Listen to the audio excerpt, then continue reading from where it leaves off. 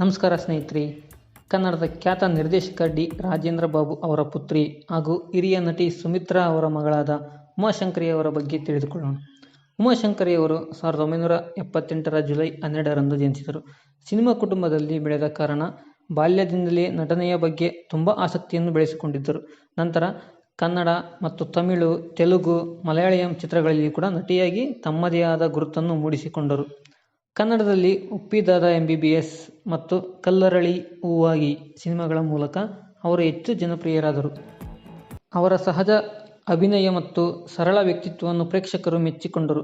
ಸಿನಿಮಾಗಳ ಜೊತೆಗೆ ಕನ್ನಡದ ಚಿಕ್ಕಮ್ಮ ಮತ್ತು ತಮಿಳಿನ ಒಳ್ಳಿ ಧಾರಾವಾಹಿಗಳಲ್ಲಿ ಕೂಡ ಅಭಿನಯಿಸಿ ಕಿರುತೆರೆಯಲ್ಲೂ ಯಶಸ್ಸು ಗಳಿಸಿದರು. ಮತ್ತು 2006ರಲ್ಲಿ ಉಮಾಶಂಕರಿಯವರು ದುಷ್ಯಂತ್ ಅವರನ್ನು ವಿವಾಹವಾದರು. ಮದುವೆಯ ನಂತರ ಕುಟುಂಬದ ಜೀವನಕ್ಕೆ ಹೆಚ್ಚಿನ ಆದ್ಯತೆಯನ್ನು ನೀಡಿ ಕೆಲವು ಸಿನಿಮಾಗಳಲ್ಲಿ ಮಾತ್ರ ಧಾರಾವಾಹಿಗಳಲ್ಲಿ ಮಾತ್ರ ಕಾಣಿಸಿಕೊಂಡರು. ಇತ್ತೀಚಿನ ವರ್ಷಗಳಲ್ಲಿ ತಮ್ಮ ಆರೋಗ್ಯದ ಬಗ್ಗೆ ಸಾರ್ವಜನಿಕವಾಗಿ ಮಾತನಾಡಿರುವ ಉಮಾಶಂಕರಿಯವರು ಕ್ಯಾನ್ಸರ್ಗೆ ಚಿಕಿತ್ಸೆ ಪಡೆಯುತ್ತಿರುವುದಾಗಿ ತಿಳಿಸಿದ್ದಾರೆ. ಅವರ ಧೈರ್ಯ ಮತ್ತು ಆತ್ಮವಿಶ್ವಾಸವನ್ನು ಹೆಚ್ಚಿಸಿರುವುದು ಅನೇಕರಿಗೆ ಪ್ರೇರಣೆಯಾಗಿದೆ. ಸ್ಟಾರ್ ಕುಟುಂಬದಲ್ಲಿ ಹುಟ್ಟಿದ್ದರೂ ಕೂಡ ತಮ್ಮದೇ ಆದ ಪ್ರತಿಭೆಯಿಂದ ಚಿತ್ರರಂಗದಲ್ಲಿ ಗುರುತಿಸಿಕೊಂಡ ಉಮಾಶಂಕರಿಯವರು ಇಂದಿಗೂ ಅಭಿಮಾನಿಗಳ ಪ್ರೀತಿಯನ್ನು ಗಳಿಸಿಕೊಂಡಿದ್ದಾರೆ.